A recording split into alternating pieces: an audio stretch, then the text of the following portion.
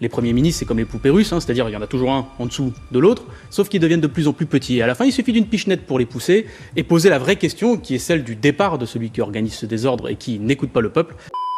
David Guiraud était invité sur le plateau de France Bleu afin de réagir à la nomination du nouveau Premier ministre. Sans détour, il a taclé violemment Sébastien Lecornu, rappelant que derrière ce casting, c'est toujours Emmanuel Macron le véritable responsable. Comme vous allez le voir, il n'est pas passé par 4 chemins pour dire ses 4 vérités. Alors la France Insoumise est le seul parti à avoir vraiment clairement appelé ses militants à participer à cette journée d'action demain. C'est un mouvement qui est pourtant flou, qui a été porté par une mouvance souverainiste à l'origine. Alors pourquoi ce choix ? Vous savez, ce qui guide l'action de mon groupe parlementaire et de mon mouvement politique, la France Insoumise, c'est la défense du bien commun et l'amélioration des conditions de vie des Français. Assurément, le mouvement du 10 septembre a réussi, conjointement avec l'action parlementaire très récemment, à faire en sorte que M. Bayrou s'en aille. C'est-à-dire que le mouvement du 10 septembre, rien que par son annonce, le mouvement du 10 septembre a précipité le vote de confiance de M. Bayrou, qui en a eu peur, évidemment, et qui donc fait que les 2 jours fériés qui allaient nous être supprimés restent des jours fériés, que les plus de 150 médicaments qui devaient être déremboursés, je le rappelle, ne seront pas déremboursés. Alors évidemment, sous la Macronie, les premiers ministres, c'est comme les poupées russes, hein, c'est-à-dire il y en a toujours un en dessous de l'autre, sauf qu'ils deviennent de plus en plus petits. Et à la fin, il suffit d'une pichenette pour les pousser et poser la vraie question, qui est celle du départ de celui qui organise ce désordre et qui n'écoute pas le peuple, qui est celui du président de la République. Mais certains vous accusent de vouloir récupérer ce mouvement. L'étiquette LFI, elle peut aussi, au contraire, dissuader certains citoyens d'y participer, non ? Vous savez, ce n'est pas les retours que j'ai sur le terrain. Nous sommes très précautionneux de l'indépendance, de la liberté d'action. Il y en a beaucoup de modes d'action, vous l'avez dit d'ailleurs dans votre journal. Il va y avoir plein de modalités d'action sur la consommation, sur le blocage, sur des opérations de gratuité. Nous, on ira là où on est les bienvenus, tout en étant très précautionneux de l'indépendance, de garantir l'indépendance de ce mouvement qui s'est fait sans les organisations politiques, mais qui pour certains aussi demandent leur soutien. Alors on évoque aussi Gérald Darmanin, alors Sébastien Lecornu, Yael Braun-Pivet, vous avez une préférence ? Vous savez, la couleur des murs ne m'intéresse pas, et ni de celle des peintures, et de qui va faire le casting. La permanence depuis le début du quinquennat Macron, c'est qu'on est face à un président de la République qui n'écoute pas la volonté populaire, qui n'écoute pas le résultat des votes, et qui par conséquent est la source du problème et du déséquilibre. Le prochain locataire de Matignon n'aura pas plus de majorité que l'ancien. Il sera juste plus faible, plus affaibli et plus facile à faire sortir. Alors, qu'espérez-vous aujourd'hui alors ? Nous avons déposé avec mon groupe, la France Insoumise, aujourd'hui même, ce soir, il y a quelques heures, une motion de destitution du président de la République. Vous savez, qui n'aboutira pas. On m'a dit que Barnier ne partirait pas, on m'a dit que Bayrou tiendrait. Vous savez, en France, en ce moment, il peut se passer beaucoup de choses, notamment le départ du président de la République, mais dans tous les cas, c'est lui le responsable du blocage. C'est lui qui, sous sa politique, a fait en sorte que dans ma circonscription, dans ma ville à Roubaix, à Wattrelos, dans le Nord, dans les Hauts-de-France et en définitive dans toute la France, les gens sont durement touchés quand même par la précarité. Chez moi, c'est 46% dans ma ville, à Roubaix, de taux de pauvreté. Et alors si Emmanuel Macron ne démissionne pas, puisque de toute façon il a fait savoir qu'il ne voulait pas démissionner, comment on fait pour gouverner le pays ? Il continuera. Sa responsabilité sera d'avoir continué à bloquer le pays. Il faut revenir évidemment aux urnes. Il faut reconsulter les Français sur l'élection qui est la plus importante du pays, qui est l'élection présidentielle. Donc, s'il y a une dissolution, on ira aux urnes, mais il n'empêche que le problème est toujours celui qui est à l'Élysée aujourd'hui. Donc, ce qu'il faut faire, c'est porter haut et fort la destitution du président de la République. Il n'a plus de majorité populaire, il n'a plus de majorité sociale, et il est temps surtout, parce qu'on ne fait pas ça pour le plaisir de remplacer ni Macron, ni un Premier ministre, surtout de mettre fin à cette politique qui utilise l'argent de la consommation populaire, notamment de la TVA, pour arroser des grands groupes et les plus grandes fortunes. Je pense que les Français sont agacés. C'est-à-dire, là, à entendre ce qui se passe, donc on est en train de négocier ici des postes de ministère, ici, attends, passe-moi une municipale ici, je te passe un ministère là-bas. Ça, c'est ce qui dégoûte les Françaises et les Français.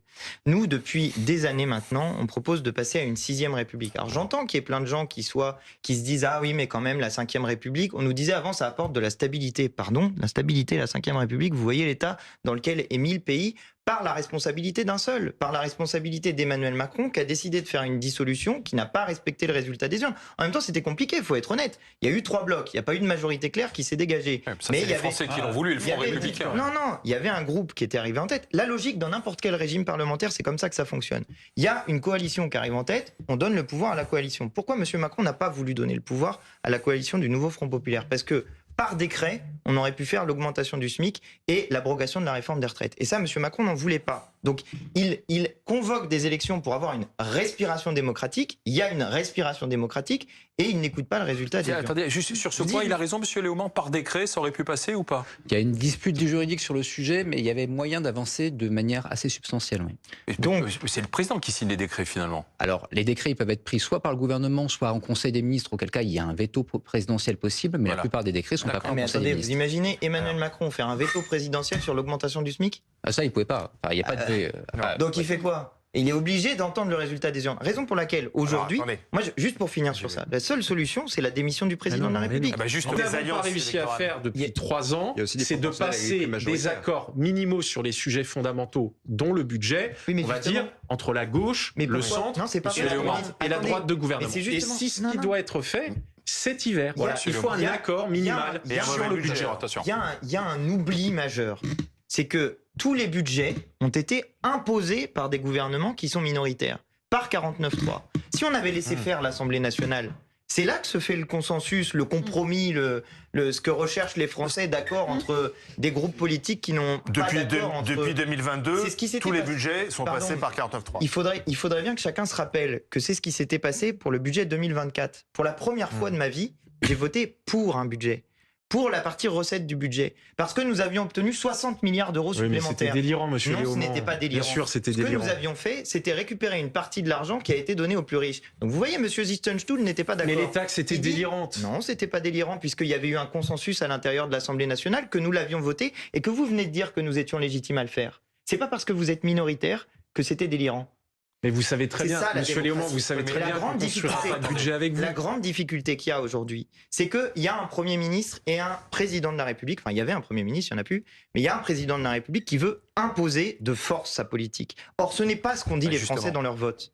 Raison pour laquelle, nous, avec la France Insoumise, nous avons déposé une motion de destitution du président de la justement. République. Parce que c'est un des outils Alors, constitutionnels qui permet Benjamin de Morel faire. voulait rajouter quelque chose rapidement. Oui, non, vous faites démissionner le président de la République aujourd'hui, ça ne donne pas un budget ni un gouvernement. Mais bien Le sûr. président de la République, sous la Ve Exactement. République, il a un pouvoir d'exception, mais en fait, il n'a pas tant de pouvoir que ça. Et donc, faire démissionner le chef de l'État ne vous règle pas la crise politique. Vous faites une dissolution aujourd'hui, il y a deux voies. Soit le Rassemblement national obtient une majorité absolue, c'est parce qu'il y a de plus probable, mais aujourd'hui, les enquêtes le permettent, soit vous avez encore plus de chaos politique. Et donc, si on s'enfonce dans la crise, je dirais, c'est pas à défaut de dissolution ou de démission, c'est parce qu'aujourd'hui, en effet, on n'arrive pas à construire des compromis, que ce soit entre la gauche et le centre ou entre la droite et l'extrême droite et le centre. Et dans ce cadre-là, je crains malheureusement que les solutions institutionnelles sorties du chapeau ne nous sortent pas de l'affaire. Antoine Léaumont pour la France Insoumise, vous n'avez pas pense fait un qu'on- risque en vous associant à ce mouvement? Vous Non, n'auriez mais pas pu attendre le 18, qui est un mouvement plus C'est ça, classique, oui. une journée d'action syndicale? Non, mais je pense qu'on a là la démonstration de pourquoi le peuple français peut pas compter sur le Rassemblement national.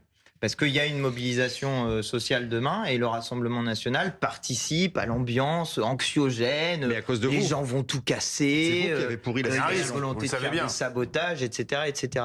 De quoi on a parlé comme type d'action? On a parlé de blocage, on a parlé de grève de la consommation. Vous aviez dit que vous n'étiez pas à la France Insoumise Ça n'a et que rien à vous alliez voir. participer à ces Oui, mouvements-là. Et nous, Elle ne va nous pas avons- casser. Attendez, moi on a toujours appelé à faire des opérations qui soient Pacifiques. des opérations pacifiques. Jamais vous n'entendrez une parole de quelqu'un de la France Insoumise qui dit il faut tout casser, il faut tout brûler. Jamais. Vous trouverez jamais ça D'accord, nulle mais part. pourquoi vos collègues Donc- ne veulent pas condamner les Mais parce que violences? monsieur, vous condamnez les violences avant qu'elles aient eu lieu. Vous êtes quand même Oui, mais quand spécial. elles auront lieu, vous allez les C'est-à-dire- condamner.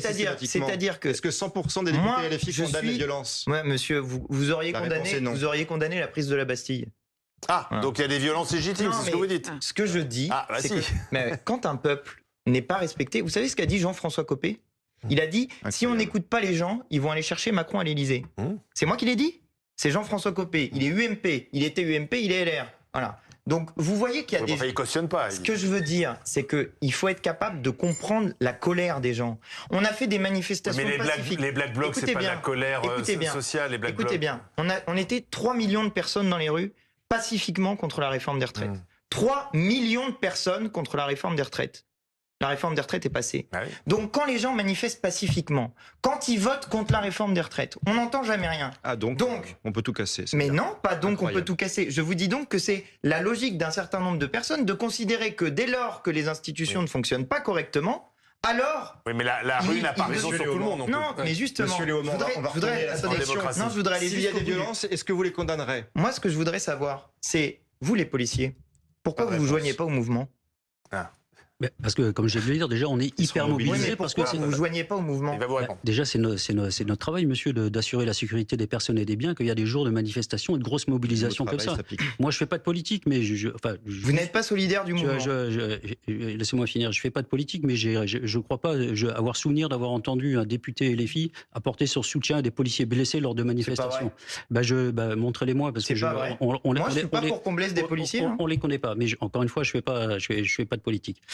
Moi, ce que je tiens à dire, c'est que là, pour la journée de demain, sur les 80 000 policiers qui sont et gendarmes qui sont mobilisés demain, il faut savoir qu'en région parisienne, donc en Île-de-France, on a supprimé des congés pour beaucoup de policiers pour qu'ils puissent assurer la sécurité demain. Ils peuvent pas aller sur les manifestations, même s'ils en avaient envie. Ils sont mobilisés pour assurer votre sécurité. Est-ce que certains de vos collègues donc, pourraient être solidaires de ce mouvement? Pardon, mais aucune idée, s'il n'y a pas de répression du mouvement, le mouvement gagne, c'est pas un débat qui a eu lieu, Est-ce qu'il faudra qui a porter eu une lieu entre attention nous. plus particulière aux lieux de pouvoir demain, qui risque d'être visés? Écoutez, l'attention qui va être portée demain, elle va être un peu sur ces lieux de pouvoir, sur les bâtiments. L'Élysée Par exemple, moi je ne veux pas donner de cible, mais tout est Il n'y a pas besoin de donner de cible. oui, il n'y a pas besoin de donner Les de cible. slogans sont assez anti-Macron. Voilà, tout est sujet, ça s'est déplacé d'ailleurs. hein. Jean-François Il y a Copé quelques qui l'a jours, fait. c'était la Bayrou. cible, c'était M. Bayrou, et puis aujourd'hui, c'est le président.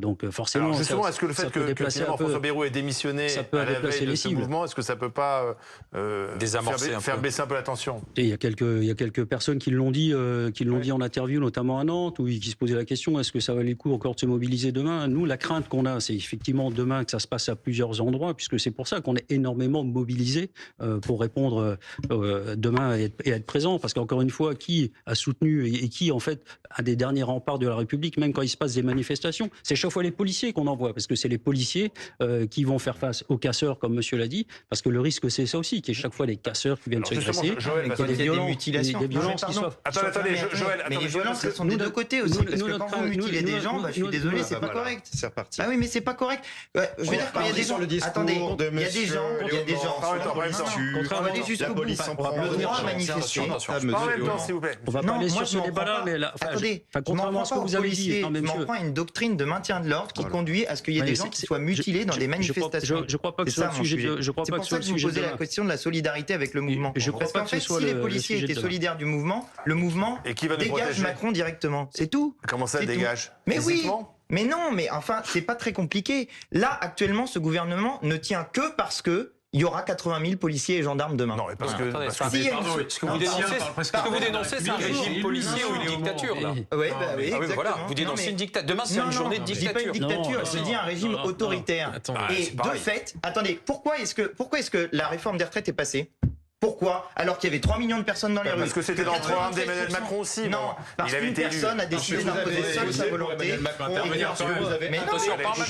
temps, pour rien. Monsieur le député, Non, vous voulez mais moi, je suis pas là pour compter les points entre le RN et LFI. Néanmoins, on peut pas laisser tout dire. Monsieur Léaumont, le président de la République a été élu régulièrement. Oui, il a pour un battu, référendum. je vous le Allez, rappelle, je termine. il a battu Jean-Luc Mélenchon au premier tour de l'élection présidentielle et il a battu Marine Le Pen au second tour de l'élection présidentielle. Donc, il est président de la République, qu'on soit pour ou contre lui, de façon légale, de façon légitime, de façon constitutionnelle. Il y a un gouvernement qui vient d'être renversé, il sera remplacé dans quelques jours, selon là aussi le processus constitutionnel tout à fait légal, mais de dire que demain il y a une manifestation qui peut dégager un président de la République ou qui peut dégager C'est ce que dit Jean-Luc Mélenchon. un Poussé à gouvernement démissionner, si vous voulez. légitimement Poussé à démissionner, si vous élu préférez. et légitimement installé. Non, C'est grave. C'est grave, Non, honnêtement. monsieur Gillet, c'est nous qui Et posons juste une pour question. terminer, ce sont des discours mais- qui sont quasi insurrectionnels. Mais Ce non. n'est- ce n'est pas acceptable d'entendre ça de la part d'un député. Et je Alors, pense qu'il faut Je le voudrais dire. que Joël ait le mot de la fin, puisque Joël est solidaire de ce mouvement Bloquons tout, en faisant une sorte de grève de la consommation. Est-ce que vous craignez que les violences prennent le pas sur cette contestation et qu'on ne parle que de ça ensuite? Complètement. J'ai bien peur qu'au lendemain donc le 11 septembre au matin, on ne détaille dans les médias que le nombre de blessés, le nombre de vitrines cassées, le nombre de policiers blessés, le nombre de manifestants blessés, alors que j'imagine et j'espère que la minorité qui va tout casser.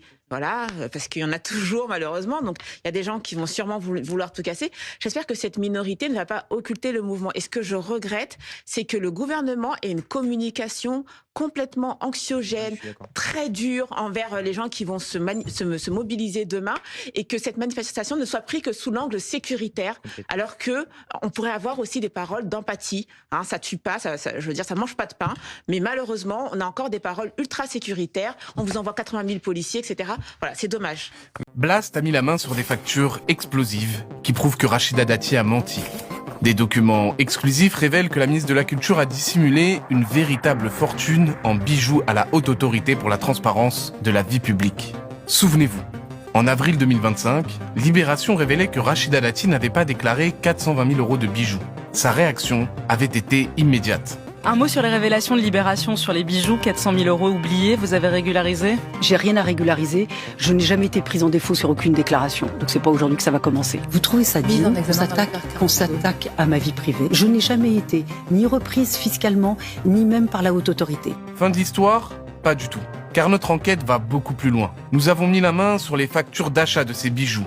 Des preuves irréfutables. Elle montre que non seulement la ministre a menti, mais surtout que le montant réel des biens dissimulés dépasse largement ce qui avait été révélé. Il y a une volonté de se payer Rachida Dati. Montre sertie de diamants, collier de perles, bague en platine, bracelet, plus d'une trentaine de pièces, chacune estimée à plus de 10 000 euros, jamais déclarées à la HATVP, et ça, c'est illégal.